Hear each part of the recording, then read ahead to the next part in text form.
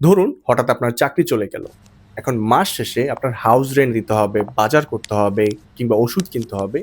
এই খরচগুলো কি থেমে যাবে? অবশ্যই না। তখন আপনি কি করবেন?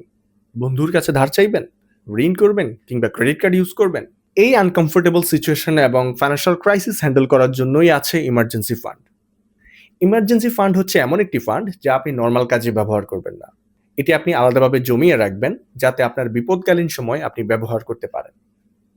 এখন প্রশ্ন হচ্ছে কতদিনের জন্য আমরা ইমার্জেন্সি ফান্ড রাখবো? গবেষণায় দেখা গেছে প্রায় 50% মানুষের চাকরি চলে যাওয়ার পর তারা 1 মাসও সার্ভাইভ করতে পারে না।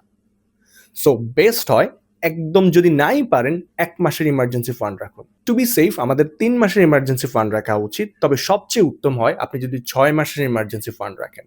লেটস সে আপনার জব চলে গেল। So it is not possible to get a job within a month. নতুন করে নিজেকে রিফ্রেশমেন্ট ট্রেনিং নেওয়া লাগবে, নতুন স্কিল শেখা লাগবে এবং এপ্লাই করা লাগবে। যার জন্য সময় লাগবে 1 মাস থেকে 6 মাস। ধরলাম সর্বোচ্চ 6 মাস লাগবে। সো সবচেয়ে সেফেস্ট অপশন হচ্ছে 6 মাসের ইমার্জেন্সি ফান্ড রাখা। এখন প্রশ্ন হচ্ছে ইমার্জেন্সি ফান্ড কত টাকা রাখবো আমরা? এটার জন্য সহজ উত্তর হচ্ছে আপনার ফিক্সড কস্ট কত। মনে করুন আমার মান্থলি ফিক্সড কস্ট হচ্ছে 40,000 টাকা। তাহলে আমি মিনিমাম 3 মাসের ইমার্জেন্সি ফান্ড রাখবো তথা 1,20,000 টাকা।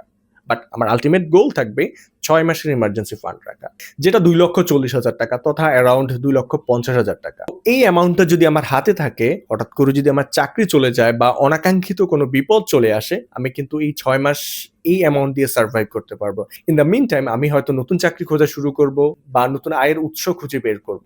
তাই আজ থেকে আপনার ফিক্সড কস্ট কত তা ট্র্যাক করুন এবং লিপিবদ্ধ করুন।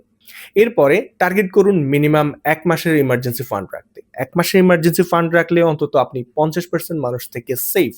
যারা 1 মাসের চাকরি চলে গেলে ভালনারেবল সিচুয়েশন এ চলে যায়, তাদের থেকে আপনি বেটার পজিশনে চলে যাবেন।